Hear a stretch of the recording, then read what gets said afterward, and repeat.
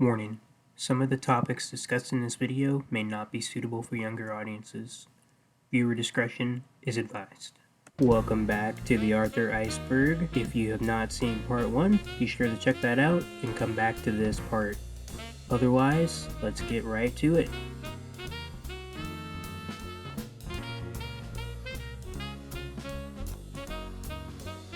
In the April 9th episode, Arthur's dad tells a story about how his mother, Thora, was in a car accident. He would play a game where he would try to make baskets into his trash can. The more baskets he made, the better he felt. I'm not sure if that's what the OP means with this entry, so moving on. It was revealed that the character Grandpa Dave has Alzheimer's disease in the episode Grandpa Dave's Memory Album. I'm not sure what else to say about this one, so moving on. In the episode Meet Binky, it is revealed that the band Binky are all made up of holograms. This is the only time we see this kind of technology in the show. I'm not sure why this is so far down on the iceberg, but people like to make a big deal out of it for some reason. Anyway, Matt Damon was in the episode The Making of Arthur. That's really all I can say about this entry. I mean, it's become a meme, I guess, but I don't really know what else to say.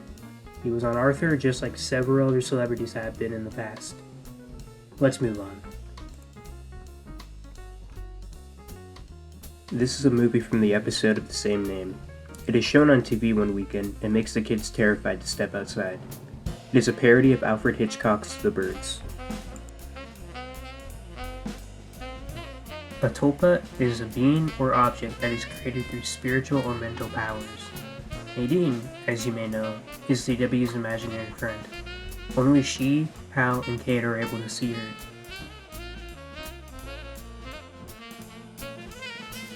In the episode DW Aims High, DW is told by the Tibble twins that Mars is red because Martian blood glows in the dark. So the Arthur Wiki says that Crosswire Motors is the true source of their fortune, but I don't know if the OP is saying that this is a mystery or if they actually know what the true source is. Let me know what you think in the comments. I think this entry suggests that Mr. Morris died in the fire at Lakewood on April 9th, but I can't find any evidence for this. I mean, we see him get out with an injury leg, which he recovered from. This is a question asked by Francine to Arthur in the episode, and now let's talk to some kids. At the end, we see the two in the future as they watch their appearance on the magic toolbox. When Francine sees Buster, she wonders what happened to him. This could imply that he drifted away from his friends as they got older. So I'm not entirely sure what this entry is about. A causal loop is a theoretical proposition in where a sequence of events affects another. I'm not sure what it has to do with the episode The Contest. The episode begins with the kids sitting in a circle bored, and it ends with them, 5 years later, bored again. Maybe that's what this entry is saying. Let me know what you think. The OP thought the episode Never Never Never was unnecessarily cruel, and seeing DW get her toys destroyed was a hard scene to watch. They added this to their iceberg to give some dark energy. To give a brief synopsis, after being forced to give some of her toys away, DW ends up giving them all to the Tibbles, who refuse to give them back. Eventually, Arthur has to intervene, but breaks his glasses in the process. DW sells some toys to try and raise money to buy Arthur new glasses. So I'm not super confident in my explanation on this, but Sue journal is her diary from the earlier entry. It was destroyed in the fire on April 9th. This could also be talking about the episode where she loses it in the library. This entry is similar to that one I talked about on level 3 about the love ducks. I'm not exactly sure what the OP is trying to say here. Again, it's a very psychedelic show, so maybe it feels like you're on LSD when you watch it. This refers to a nightmare Arthur has in the episode Arthur's Library Book. After not being able to find the Scare Your Pants Off book he checked out, he has a dream where the police have surrounded his house, demanding he come out with the book. And suddenly, a long arm grabs Arthur. The OP thought this scene was creepy. Not much else to say here, moving on. Rubella is the older sister of Prunella. I couldn't find any evidence about her having supernatural powers. Let me know if I missed anything in the comments. So Mrs. McGrady, as I already said, was a kid's school lunch lady, and a clairvoyant is basically like a psychic. I mean, there was that one episode Draw where she was giving fortune telling at that teacher's carnival. I don't know anything other than that. I guess Mrs. McGrady is clairvoyant. Moving on. Big Boss bars were a candy bar from the episode Too Eat or Not to Eat that Buster wanted to try but was advised not to due to lack of nutrition. He finds out that some of the ingredients come from beetles and are radioactive. Those who try the candy bar later become tired and begin to have a headache. Before I begin, I want to say this entry is a little disturbing, so if you want to skip ahead, go to this time in the video. I completely understand. For those who want to know, this is a reference to a 4chan post from 2012. In it, the OP was requesting sexual images of Arthur and Sue Ellen, describing Sue Ellen's ass as fat. While most of the thread was disgusted by this request, they loved the phrase the ass was fat, and it became a meme called Arthur Sees a Fat Ass. A link to a screenshot of the original 4chan post will be in the description. I think this entry implies that there might be an uncensored cut of this episode, but I highly doubt it. I mean, Arthur is a kid show after all, and I don't think they'd want the child actors cursing. This is from the story DW tells the Tibble twins in the episode, I'd rather read it myself. In her story, anyone who consumes spinach turns into a spinach head. This is a story Mr. Morris tells Buster in April 9th. During a dog show, all the dogs ran out to a cornfield with 13 perfect circles and started howling at the sky. In the final scene of The Boy Who Cried comic, we see that the characters in the show are played by alien actors. In Arthur vs. the Very Mean Crossing Guard, the crossing guard tells Brain and Arthur that he'll send his goons after them if they don't pay him for crossing the street. The two then wonder what goons are.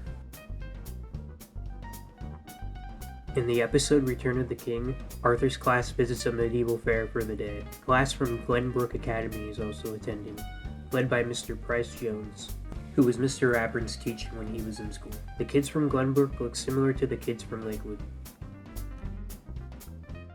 This is a horror game created by Varun Ramesh. In it, the player must collect woogles around the Reed house while avoiding Arthur and other characters. So, it's basically like Slender Man but with Arthur. Not much else to say here, moving on. So I don't think Fern is actually depressed.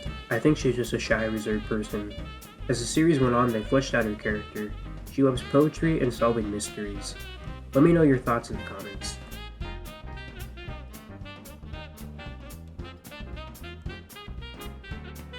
I'm not sure what this entry is talking about.